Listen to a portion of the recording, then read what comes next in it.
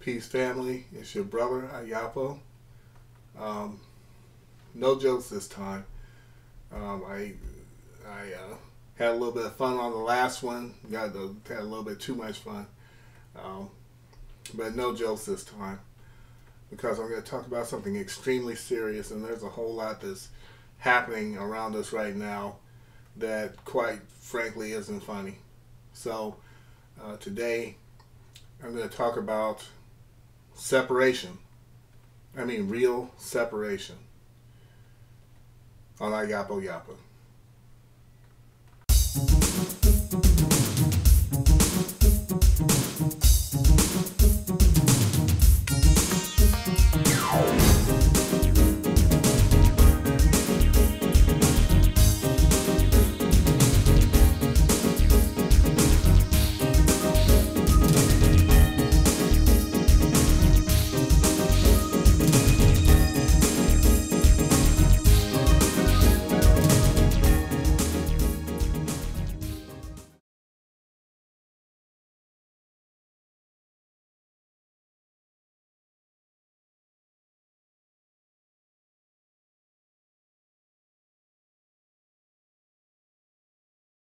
Okay, first things first. On my last video, everybody saw how much I cut up. I cut up so bad that I didn't feel that it was appropriate to put a memorial on that. And I like to put a memorial on every single video so that we remember our fallen. So what I'm going to do for this one is just like you saw the one that just came on. There's also going to be one at the end. So I implore that you watch till the end, or even if you have to fast forward to the end, at least do that so that you can see who the memorial is for at the end. And so this share will have two of them. And I apologize for not having one on the last one, but like I said, I was just cutting up too much, and I didn't think it was appropriate to put our fallen on something so silly, because that's a solemn thing. Okay, so I want to talk about separation, and I want to frame it this way because I've been thinking about this a whole lot. I want to put it in the context of a relationship, in the context of an abusive relationship, because the anatomy of an abusive relationship, no matter what that relationship is, tends to always be the same. So all of us unfortunately know someone who has been abused if we haven't been abused ourselves. And within the context of that relationship, there's certain things that always happen. There's certain ingredients, if you will, to that kind of abuse. Number one, you will always notice that the abuser, a lot of times, is I won't say they're oblivious to the fact that they're abusive, but they downplay their abusiveness. They feel that they're not really as bad as all that. But when you talk to the person being abused, and it's usually a woman, it happens to men also, but it's usually a woman. And when you talk to this, and I'm going for the purposes of this share, I'm going to just put it in the context of a man-woman, with the woman being the one who's abused, because that's typically the way it is. Not always, but that's typical. And just so that I don't have to keep trying to figure out a way to switch and say it, I'm going to just put it in the context of a woman who's being abused. So anyway, when you talk to this woman, she would have a totally different story to tell than her abuser. And it always goes that same way. And the thing is that a lot of times, depending on the relationship, it usually starts out with both people caring about each other, at least that woman caring about this man. And then for a while, she deals with this abuse, okay? And sooner or later, she gets tired of being abused. And whether it's verbally, physically, sexually. She gets tired of the abuse, and she desires to leave that relationship, and rightly so. Okay, and desires to leave that relationship. And they say that the most dangerous time for the woman is when she tries to leave the relationship. I have actually seen clips. There's one that was just heartbreaking, of a woman who was trying to get out of she had left her husband, and she was being interviewed by another woman, and they were doing a story about abuse, and this devil came up during the interview and gunned his wife down, or his ex-wife, gunned her down in front of God and everybody. And of course, the interviewer, she's screaming all this, all this. The cameraman, he starts running, and rightly so. But he shot her and then just kept shooting her, and killed her. So it is a very dangerous time. All right. Another thing that happens is that if and when the woman does get away from this abusive person, one of the things that the abuser cannot stand seeing is for that person that left them to start flourishing without them. Now that they're finally out from under their thumb, they start to, their life starts to get better. They start saving money. They start moving up in the world, and they're doing well. And there's nothing an abuser hates more than seeing that, because they try to instill in that woman, you can't make it without me. And that is not the case. As a matter of fact, the abuser is the one holding them back and holding them down. Another aspect of it is that once the person is away from this abuser, the abuser will do anything that they can to appeal to that softness that used to be in there, or the love they used to have, or whatever way, and give them flowers. Oh, baby, I'm sorry, it'll never happen again, and I'm in treatment and all this different stuff to try to get them back. And sometimes they get the woman to come back. Okay, and once she comes back, they'll be good for a little while, but then the drinking will start over again, the drug abuse will start again, the beatings will start again, the verbal abuse will start again, and it just goes back into the same old. Okay, so why am I saying all this?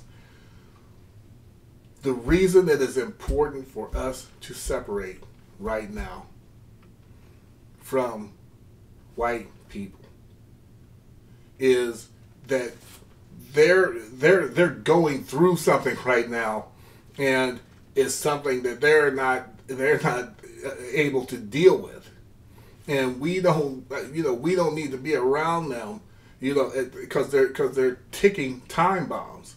Okay, now when it comes to abuse and abusers and getting away and separating, I said all of what I just said before so that I can say this.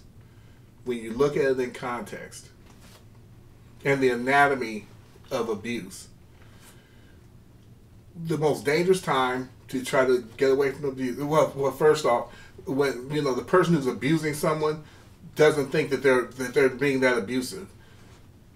You take slavery, okay, and what was happening during that time. These slave masters and these people who were beating and abusing our people didn't really feel that they were doing anything all that wrong. They didn't feel like it was that big of a deal. But if you talk to the slaves, they would tell you a different story. That is the parallel. That is the parallel between that abuser and that woman who says, "Oh yeah, there's definitely a problem here," and the man who's saying, "Oh, that's not that much of a problem." The slave owners would say, "Oh," the slave owners and society at large, who was over black people, would say, "Oh, well, there's not really that big of a problem." Black people would say, "Oh, heck yeah, there is." a very big problem. Okay, so you have the woman that finally has had enough of this abuse, and she tries to get out from under it. This is the period of emancipation, when black people were finally able to start, trying to build their own and to have their own. So what happened? Here come the Marauders. Here come the KKK that formed up during that time. The killings skyrocketed, the lynchings skyrocketed, and so on. And they did everything they could to re-enslave them through convict leasing and so on.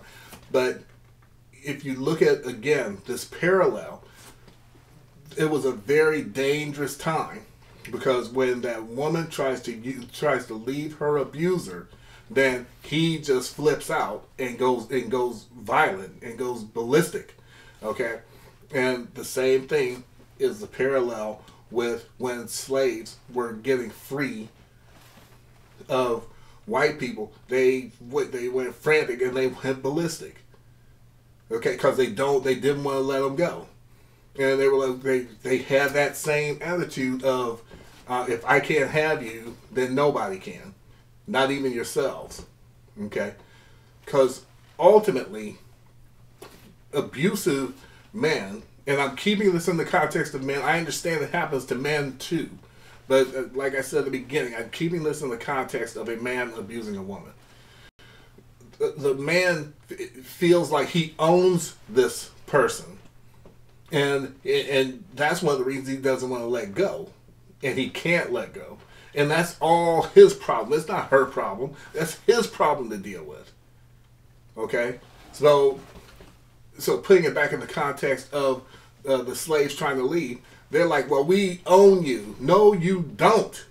And you never did. Not really. Okay, but, all of that said, you have the situation where they try to, get away and all this. All right, fast forward a little bit. And what I said again, I'm going to give you the parallel between when the abuser sees this person doing well and doing better without them. You're in the Jim Crow era, and you have like Rosewood and Black Wall Street, situations like that. I use Rosewood and Black Wall Street because those are two of the most famous instances. But there were other Black Wall Streets and other Rosewoods, and the same thing happened to them. So you got out from under these white people, and you managed to build this community. You got out from under this man, and now you're able to actually start building a life, and your life is so much better than when you were with him. And he's freaking, going down the toilet while you're moving upward. And what does he do? He starts stalking you, harassing you, doing everything to you under the sun, and trying to kill you because he can't stand seeing you do well. And especially seeing you do well now that you're out from under them. And the same thing happened to our people. White people would see every time that we were moving forward and that we were moving upward, just because we didn't have their boot on our neck the way that they want, the way they wanted to. And I'll throw this in for free, as they say. One of the things that really hurt them is, imagine how you would feel as a white person if there is a people who are living under extreme oppression, and you have, on the other hand, every advantage, and they're still outstripping your ass, and they're still outdoing you. You understand what I'm saying? This is kind of sidetracked, but you understand what I'm getting at? They're looking at these people. They're looking at our people. And they're saying, bro, these people are oppressed and we can't keep up with them. And we have every advantage and we can't pull it together. And that really pissed them off. And what was their answer? To go and burn it down and blow it up. That's their answer to everything. Kill them. Shut them up. Do everything except get on your own game and bring your own game up. That's the last thought in their mind, is to up their game. Their first thought is we have to destroy these people. We have to destroy these people and what they have and what they do. So that's what happens that's what happens in a relationship, a man-woman relationship. When they see that somebody's doing better, they can't take it. Well, the white people saw that we were doing better, they couldn't take it. Okay, that's another aspect. And just as I was saying about that other phase where they go into rehab and they start bringing you flowers and candy and start sweet talking you all over again and all this different stuff, appealing to that goodness that's inside you inherently.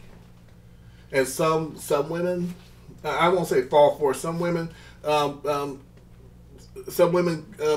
accept that, because you want to believe that it's true, and you know that your heart is, I won't, for one of a better term, pure. So you want to apply this to this other person. So after that, it starts turning into the same old. After they get you to come back into their life and they think they've got you pretty well, hooked back, then the real them starts to come back out. Okay, so what's the parallel? The parallel is the civil rights movement. Okay, we'll let you use the same toilet as us. We'll let you drink out of the same water fountain as us. The Voting Rights Act, affirmative action. See, we care about you. We really do, and we're sorry for all the abuse that we did to you. So come on back. Come join the Democratic Party, and we're all gonna grab hands and sing "Kumbaya" together.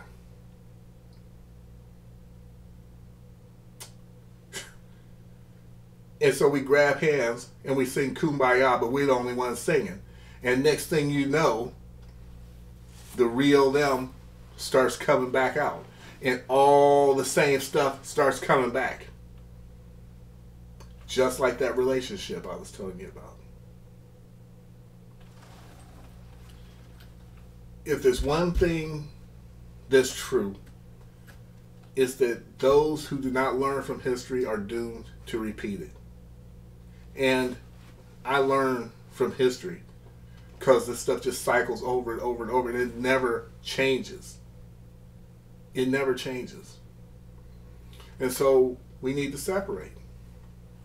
Now, it may not be practical to physically separate. I think it's dubious whenever anyone starts talking about separating. Like just a physical separation. Where are we going to go?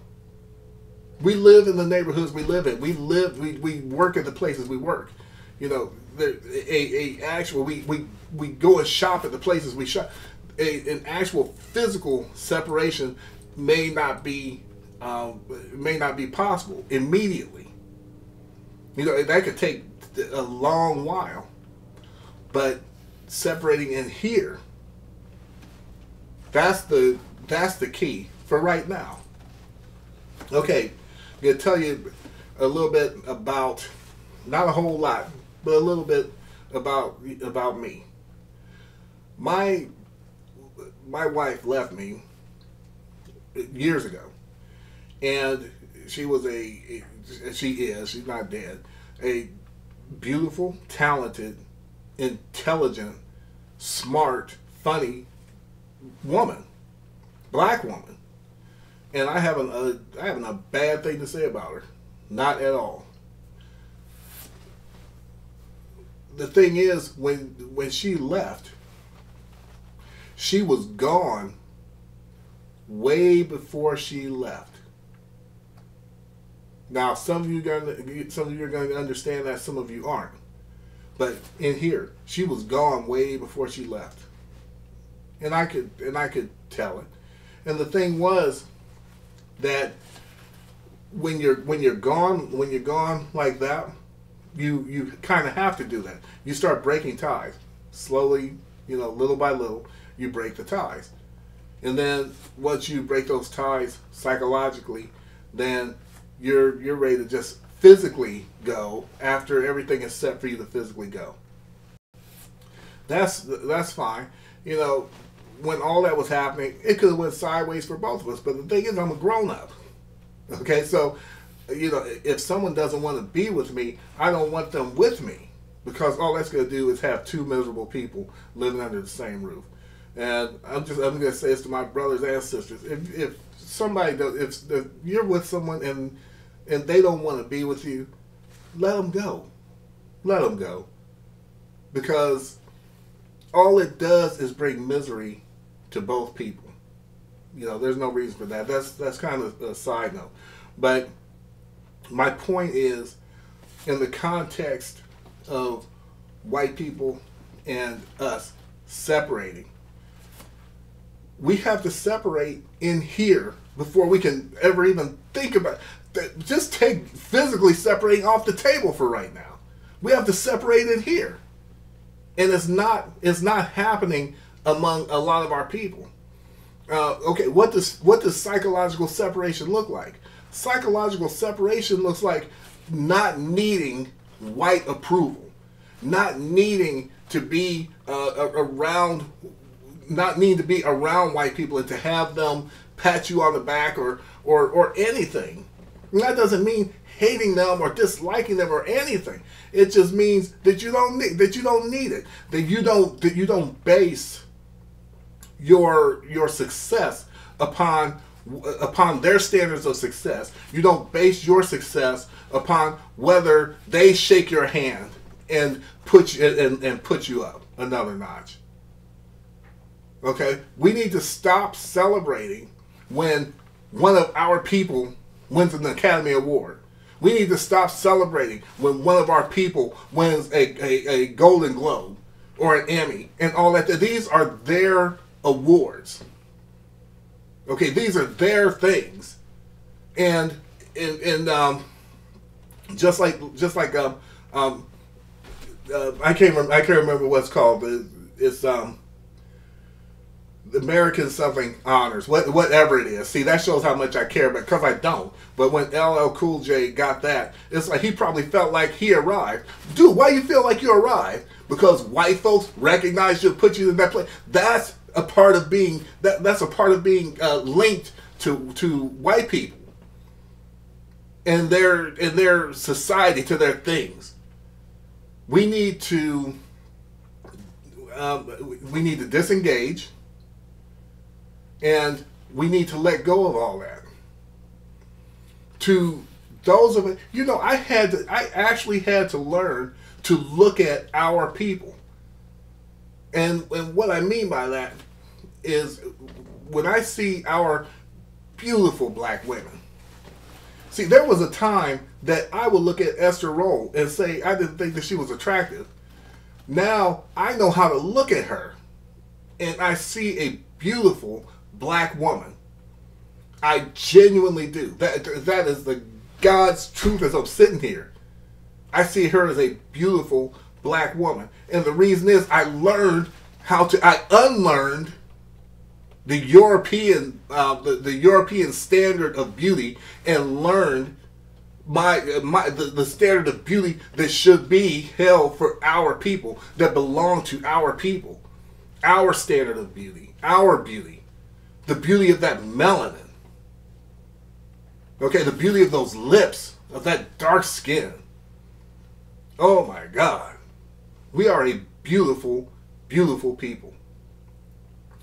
And I didn't know how to see that because I was looking through the lens of the European standard.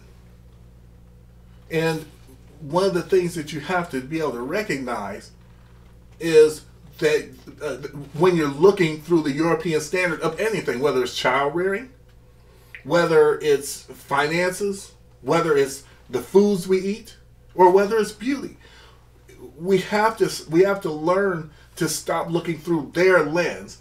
And as we do each of these things, as we do each of these things, we're mentally separating, slowly but surely, letting go.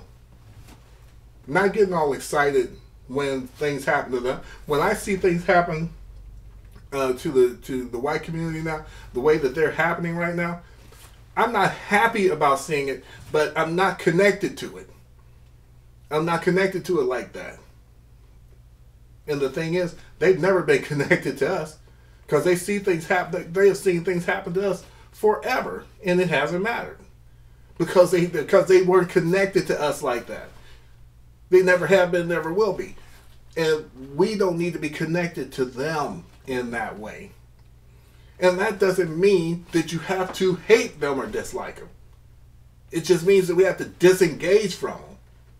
You know, have to separate from them. Now let's say this, and then I'm going to close. I've given a lot of thought. I heard someone say on the stream one time. They said if I'm dying and the only one to help me is a white man, I tell him to let me die. That's a stupid thing to say. That is a stupid thing to say. So you're trying to tell me that if Malcolm is laying on the floor, or Dr. King is laying on the floor, or Huey is laying on the floor, and the only one around there that could save their life would be a white person, you say, no, don't touch him. That's foolish. That is foolishness. If I'm dying and the only one that can save my life is a white person, save me. Because if you save me, then I can continue to be effective if I'm still alive. If you're dead, you can't be effective anymore.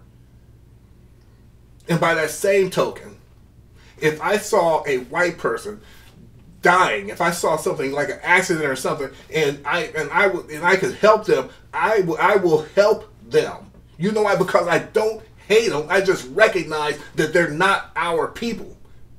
I just recognize that we need to separate from them. But I won't stop showing common humanity to people.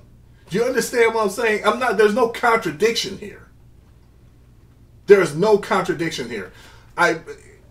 You can show people humanity. If a white person passes you on the street and smiles at you and says hello, smile back and say hello. It's just a common courtesy. But that doesn't mean that you have to go to dinner with them and marry their sister. Just be human. I don't know what I'm getting so excited about.